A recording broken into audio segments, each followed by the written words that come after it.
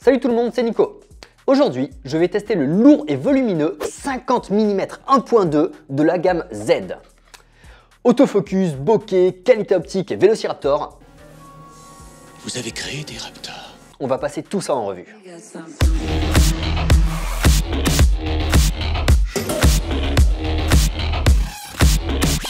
Avant tout, je tiens à m'excuser pour mon timbre de voix et mon manque de souffle parce que j'ai une angine, donc je meurs par la gorge, je me vide par le nez et je sais pas comment finir cette phrase. On continue. Alors, ça va être compliqué de comparer ce 50 mm à un autre 50 mm de chez Nikon parce que on avait bien le 50 mm 1.4 monture F, mais il est inutilisable sur des capteurs de plus de 24 millions de pixels. On a aussi le 50 mm 0.95 Noct, mais il n'a pas d'autofocus alors qu'il ouvre à 0.95. Ouais. Il y a aussi le 50 mm 1.8 en gamme Z, mais qui ne fait pas partie de la S-Line, donc qui n'est pas vraiment un concurrent à celui-là. Et on a aussi le 58 mm de la gamme F, mais c'est un 58 mm et non pas un 50 mm. Bref, il y avait clairement un trou dans la gamme Z, il manquait un 50 mm grande ouverture S-Line, et c'est avec cette optique que Nikon est venu le combler. Alors, avant de parler de la qualité optique exceptionnelle de ce 50 mm, alors ouais, on dirait pas, mais c'est un 50 mm. Parce que le premier truc qui frappe quand on le voit, c'est sa taille, et la seconde, c'est son poids. Le 50 mm 1.2 gamme Z est lourd, volumineux et imposant. Je vais d'ailleurs le poser pour me reposer les bras. Alors pourquoi ? Perso, j'étais habitué au petit 50 mm maniable et abordable qu'on a tous eu entre les mains quand on a commencé la photo. Du temps du D500, j'avais le 50 mm 1.4. Puis, en passant sur du full frame avec le D850, j'ai dû switcher vers le 58 mm 1.4 parce que oui, c'est là que le bas blesse avec les 50 mm et leur ancienne architecture. C'est que même si avant ils étaient petits, légers et assez abordables, à cause de leur architecture, on avait énormément d'aberrations chromatiques et un manque de piqué flagrant sur des résolutions au-delà de 24 millions de pixels. Donc maintenant, étant donné que 45 millions de pixels, c'est la base pour tout full frame qui sort, on ne pouvait plus continuer avec ça en fait. On a été obligé de les agrandir, de les grossir et de leur donner à bouffer comme pas possible pour qu'ils deviennent monstrueux. Donc c'est pour ça qu'on a commencé à voir germer des optiques de plus d'1 kg, d'abord chez Sigma, puis Canon et Sony, et maintenant chez Nikon. Tout ça pour supporter les 45 millions de pixels qui sont devenus maintenant la norme. Si avant le 50 mm 1.4 faisait partie de l'optique de base de tout photographe pour sa superbignabilité et son prix relativement abordable, c'est maintenant fini. Ils sont devenus lourds. Et qui dit lourd dit beaucoup de lentilles, et qui dit beaucoup de lentilles dit très cher.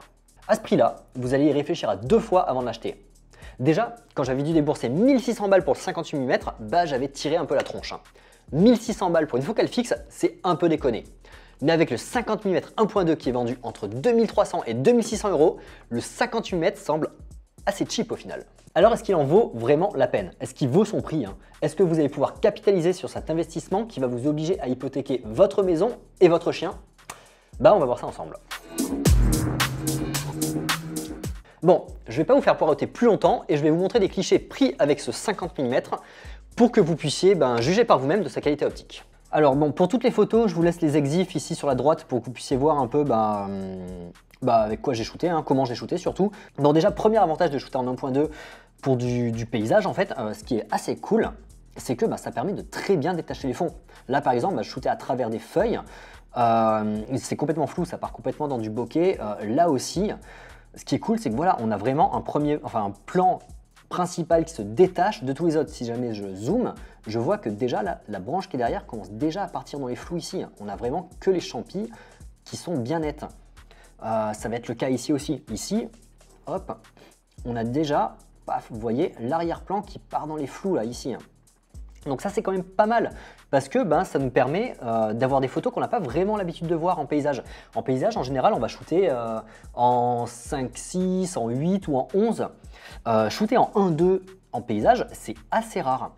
Un autre truc qui est assez cool aussi avec l'ouverture en 1.2, c'est que là, je me suis retrouvé entre 2 averses, donc il y avait de la brume dans cette forêt. C'était trop cool, on se serait cru dans Jurassic Park. À tout moment, il y avait des raptors qui pouvaient débarquer. Je me chie un peu dessus, mais ça valait le coup. Parce que voilà, ça nous donne des photos comme ça. Et donc là, autant vous dire que j'avais vraiment pas beaucoup de lumière.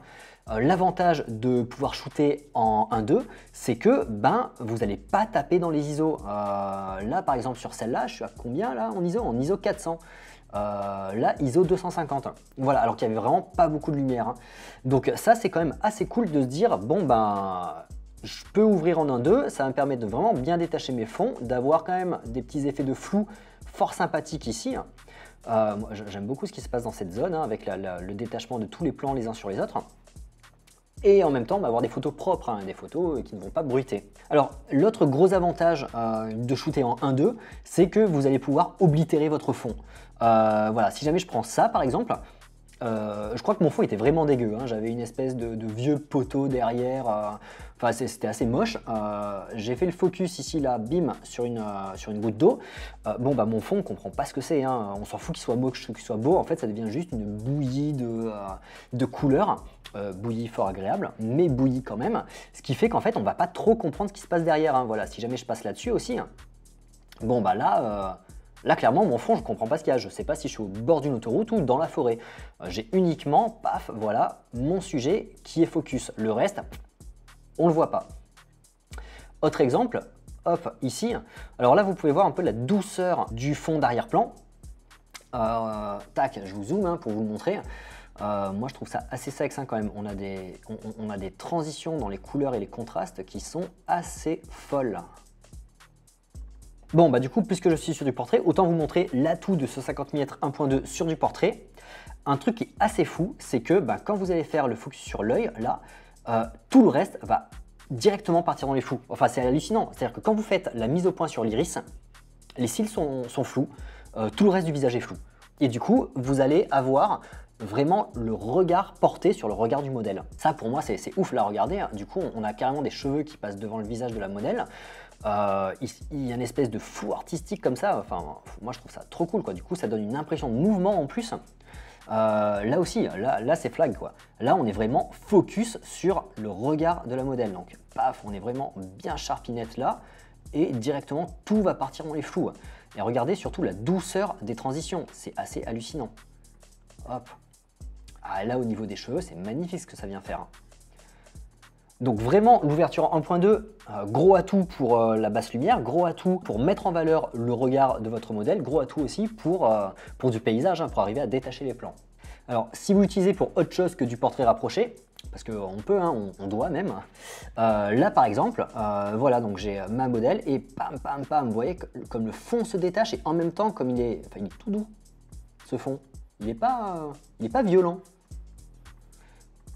Alors, on va parler du piqué maintenant un petit peu de cette optique parce que bon, c'est bien d'être tout doux, mais c'est bien aussi quand ça vient piquer un petit peu là où on fait le focus.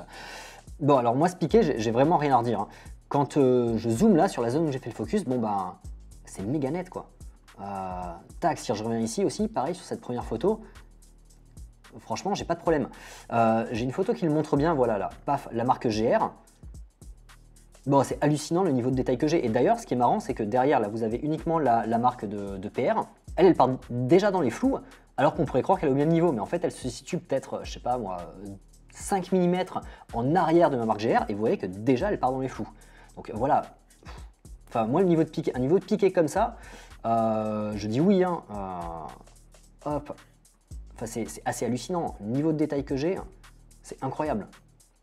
Donc ouais, niveau piqué, aucun problème. Il est d'une précision chirurgicale. Alors pour le fun, je vais vous montrer des exemples entre le 50 mm 1.2 Z et le 58 mm en gamme F. Parce que le 58 mm en gamme F, mine de rien, ben, c'était le fer de lance avant.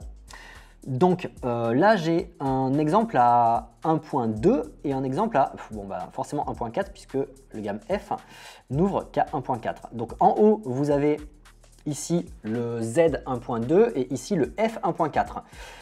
Bon, je pense qu'il n'y a pas photo. Le 1.4 était connu pour avoir un piqué un peu mou, voire carrément inexistant en grande ouverture. Bon, bah là, ça le montre, hein, c'est clair. Par contre, du point de vue du 50 mm, même à 1.2, c'est juste ouf. Si jamais je passe hop, à 1.4, ok, soyons fous, on passe à 1.4, bon, bah là, pareil, hein, c'est exactement la même chose. Enfin, pour moi, il n'y a pas photo. Paf, on va passer à, je sais plus là, à F2. Tiens, F2, bah, on a encore une grosse différence. Hein. Là, les aberrations chromatiques, vous voyez, les aberrations chromatiques qu'il y a sur le 58 mm, ce qui faisait son charme. Hein. Je ne suis pas là pour descendre cette optique, je l'adore. J'adore le 58 mm gamme F. Mais quand même, là, on voit bien que on est méga précis. Hein. Allez, vas-y, on va passer, paf, paf, à du 2.8. Alors là, 2.8, on voit que ça y est, on commence à avoir un piqué complètement acceptable sur le 1.4. Sur le 1.2, bon bah ça marche toujours autant, hein. De toute façon il était bien 1.2, il n'y a pas de raison qu'il soit mauvais, des ouvertures moins élevées quoi.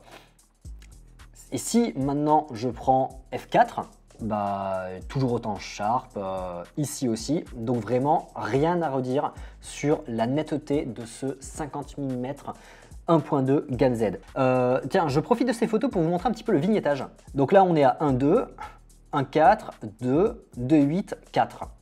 Je vous le passe un peu plus rapidement pour que vous puissiez vous en rendre compte. Et bon, c'est assez clair. Hein. C'est assez clair qu'en grande ouverture, là, le bord, il est carrément plus sombre qu'ici. Donc voilà, il y a un effet de vignettage sur cette optique, c'est clair. Est-ce que c'est dérangeant ? Pas vraiment. Moi personnellement c'est quelque chose que j'aime bien en portrait parce que du coup ça permet de resserrer encore plus le regard du spectateur sur mon modèle. Et bon, de toute façon le vignettage c'est quelque chose qui se corrige très facilement en post-prod maintenant. Hein. Que vous utilisiez Lightroom ou Capture One, c'est une petite réglette et on n'en parle plus. Donc vraiment pour moi le vignettage c'est un non-problème.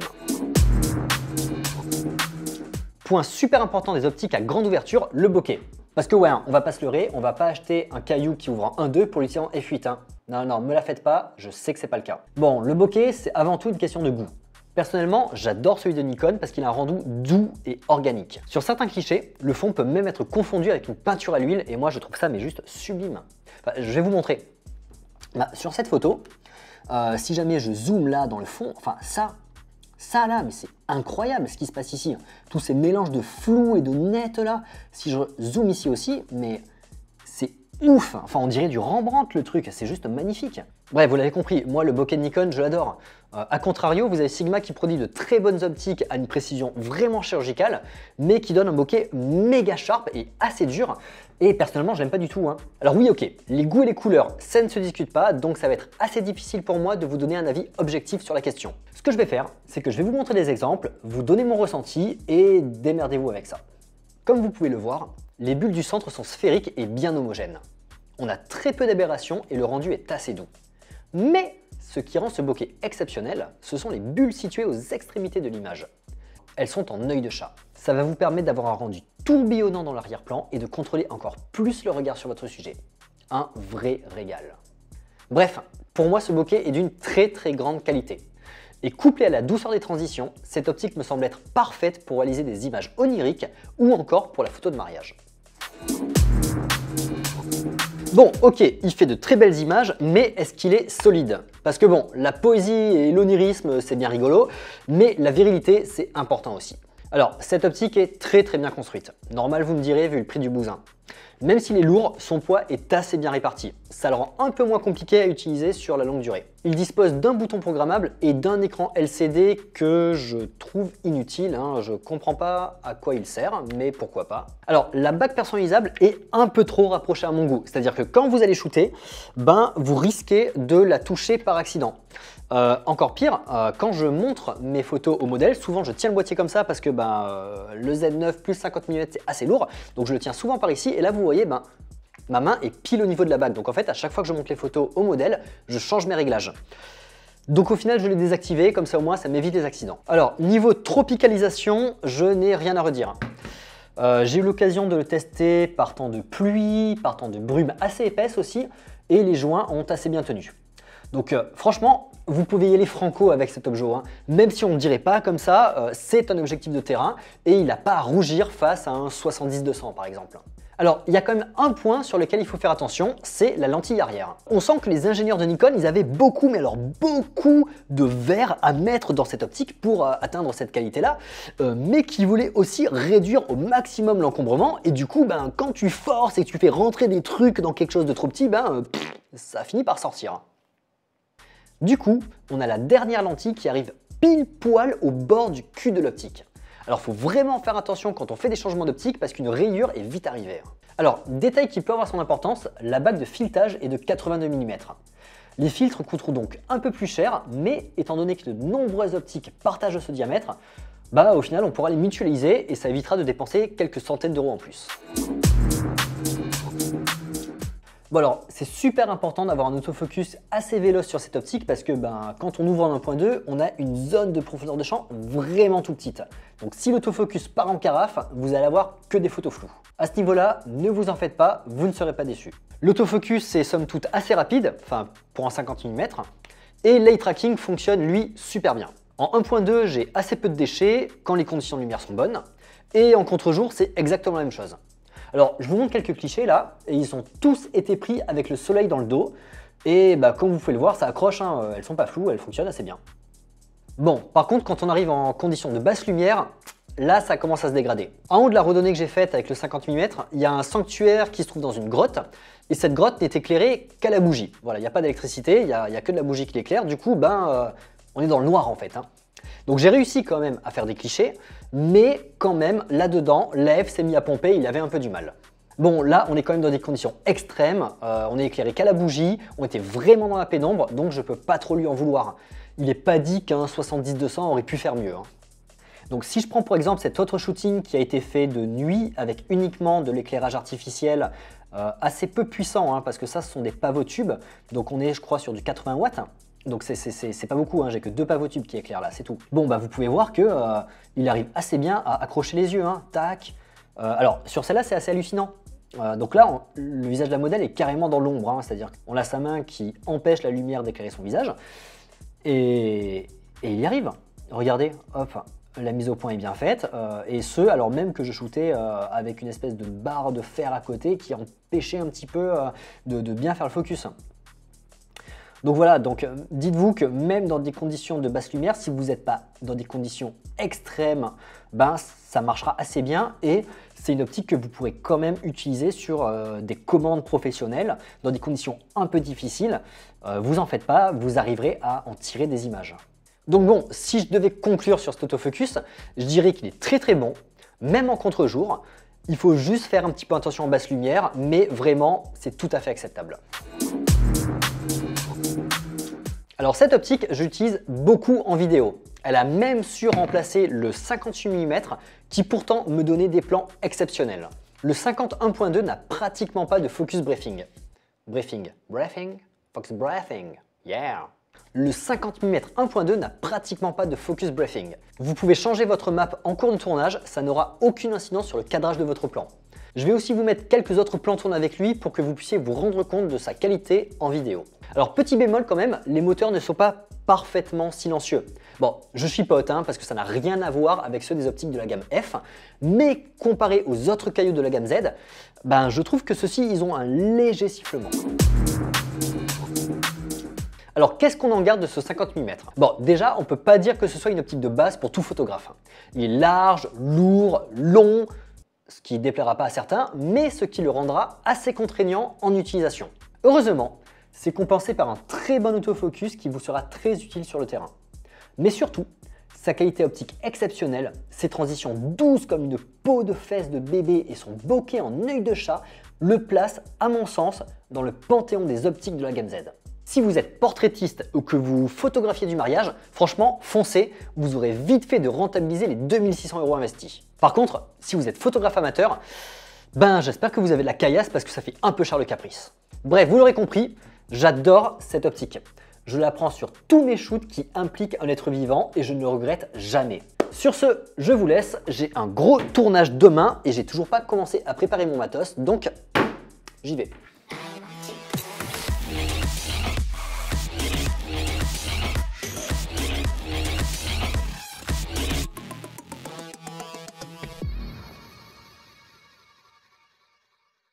Mais surtout, sa qualité optique exceptionnelle, ses transitions douces comme une police de bébé, fesses. Quoi? Qu'est-ce que j'ai? Quoi? Pourquoi je parle de fesses de bébé, moi?